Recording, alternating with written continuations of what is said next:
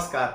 मैं ज्योतिष शास्त्री रमेश चौबे उपस्थित हूँ पुनः आपके समक्ष एक महत्वपूर्ण विषय पे चर्चा करने के लिए। लेकिन चर्चा करने से पहले मैं आप सबको करबद्ध एक बार शुक्रिया करना चाहता हूँ कि आप लोगों ने मुझे इतना पसंद किया और 2 महीने में ही मेरे सब्सक्राइबर लगभग 190 के आसपास हो गए। मैंने कभी नहीं सोचा था कि मुझे इतना प्यार मिलेगा और मैं इतनी जल्दी इतने सब्सक्राइबर मेरे हो जाएंगे। तो मैं कहीं ना कहीं संतुष्ट हूँ इस बात से और मैं सदैव कोशिश करूँगा कि अपने चैनल पे बिना किसी आडंबर के, बिना किसी अफवाह के एक ऐसा सदैव मैं आपको वीडियो बना के रोज दूं जिससे आपको बड़े आसानी से लाभ हो और छोटे छोटे उपाय करके और आप उससे लाभ कमा सकें, लाभ पा सकें।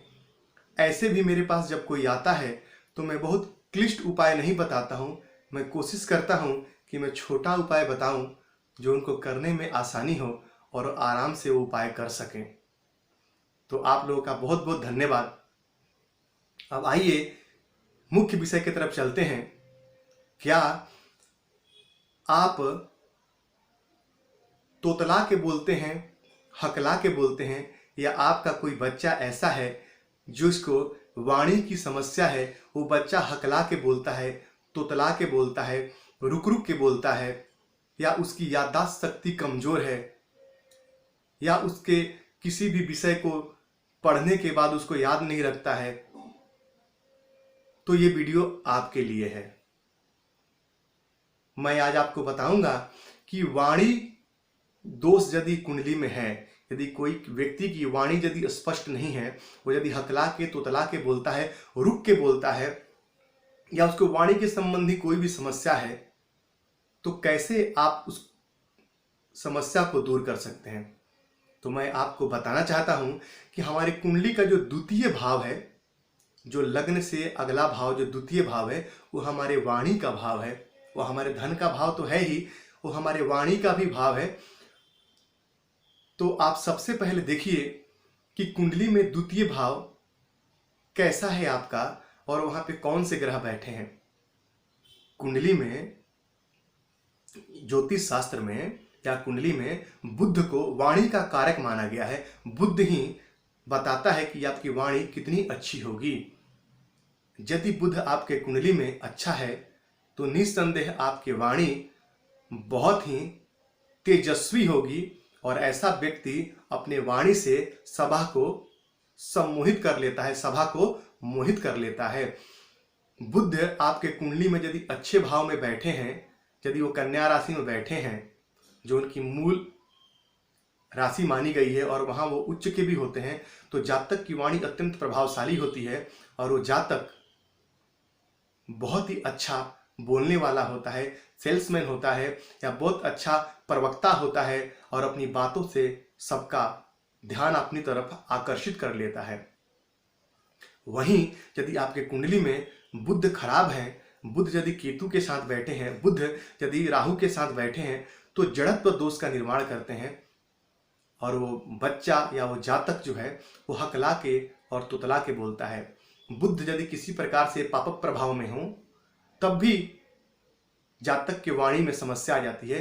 यदि कुंडली का द्वितीय भाव भी खराब हो और बुध भी खराब हो तो ये समस्या ज्यादा आ जाती है।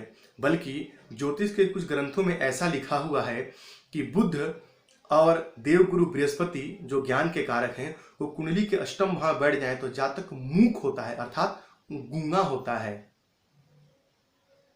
ये अच्छा नहीं है। वहीं मैं आपको बता दूं कि वाणी का विचार तो द्वितीय भाव से करते हैं, साथ ही वहां से हम धन का विचार भी करते हैं। लेकिन आज मैं मुख्य रूप से आपको वाणी के बारे में ही बताऊंगा। इसके अगले कड़ी की चर्चा मैं आपसे बाद में करूंगा। तो बुध यदि खराब है तो निस्संदेह आपकी वाणी कहीं ना कहीं कमजोर हो जाएगी और आप बोलते समय हकलाएंगे और तुतलाएंगे। यदि कुंडली के द्वितीय भाव में कोई गर्म ग्रह आके बैठ गए, जैसे मान लीजिए सूर्य बैठ गया, मंगल बैठ गए, तो जातक की वाणी जो होती है वो थोड़ी कर्कश हो जाती है, जातक थोड़ा कड़क बोलता है, जिससे समाज में अप्रिय हो जाता है। क्योंकि मनुष्य की वाणी ही तो सब कुछ है। मनुष्य का एक प्रेम से बोला गया शब्द समाज में उसको सम्मान दिला सकता है, और एक अपशब्द समाज में उसको अपमानित कर सकता है। तो द्वितीय भाव में यदि कोई खराब ग्रह बैठे हों, जैसे राहु बैठे हों, केतु बैठे हों, मंगल बैठे हों, सूर्य बैठे हों, तो जातक की वाणी कठोर हो जाती है और जातक को समझ में नहीं आता कि मैं क्या बोल रहा हूं। वहीं मैं आपको बता दूं, यदि कुंडली के द्वितीय भाव में चंद्रमा बैठे हैं तो जातक मधुरभाषी होता है, शुक्र बैठे हैं तो जातक मधुरभाषी होता है, शुभ बुध बैठे हैं तब तो ठीक, और नहीं तो यदि वो पापक्रांत होकर बैठे हैं तो जातक अत्यधिक बोलता है, बहुत बातें करता है। और राहु भी यदि कुंडली के द्वितीय भाव में बैठ जाते हैं तब भी जो व्यक्ति है वो अनावश्यक डिंग हाँकने लगता है, बड़ी बड़ी बातें करता है, जिस बात का कोई सिर और पैर नहीं होता है। लेकिन मुख्य रूप से यदि आपकी वाणी में समस्या है तो सबसे पहले आप अपने बुद्ध को देखें, क्योंकि बुद्ध ही वाणी का कारक है। तो आप बुद्ध को मजबूत करके और अपनी वाणी को आकर्षक बना सकते हैं। आप देखिएगा कि जितने भी व्यक्ति जो खास तौर पे राजनीति के क्षेत्र में हैं, जो बोलने का ज़्यादा काम करते हैं, जो मीडिया के क्षेत्र में हैं, जो व्यक्ति रिपोर्टर इत्यादि हैं, या जो व्यक्ति सेल्स मार्केटिंग या मार्केटिंग का काम करते हैं, उनका बुद्ध बहुत अच्छा होता है, इसीलिए वो अपनी बातों से लोगों को अपनी तरफ आकर्षित कर लेते हैं। तो बुद्ध ही वाणी का कारक है। बुद्ध यदि कुंडली में आपके अस्त हो जाए, हालांकि बुद्ध जो है वो 14 डिग्री तक लगभग अस्त नहीं माना गया है, 14 डिग्री के बाद ही हम उसको अस्त मानते हैं। 14 डिग्री तक वो सूर्य के, क्योंकि बुद्ध हमेशा सूर्य के इर्द गिर्द ही रहते हैं, तो अस्त होते हुए भी अच्छा प्रभाव देते हैं। लेकिन यदि अस्त भी हैं, वक्री हैं, पापक्रांत है, पापक ग्रह के साथ राहु केतु शनि के साथ बैठे हैं, या राहु केतु शनि की दृष्टि है, तो आपकी वाणी में निस्संदेह समस्या आएगी। आप किसी भी चीज को अपने, जब आपको बोलने की जरूरत आएगी तब आप वहां पे चुप रह जाएंगे और अनावश्यक बहुत बोल लेंगे, या कोई सामान कहीं रख के भूल जाएंगे। जैसे बहुत से व्यक्ति हैं, चश्मा उनके सिर पे रहता है, पूरे घर खोज लेते हैं और चश्मा नहीं मिलता है। तो ये बुद्ध की समस्या है। याददाश्त तो कमजोर करता ही करता है बुद्ध, साथ में आपकी वाणी की समस्या भी दे देता है। तो अब सवाल यह है कि तो क्या करें।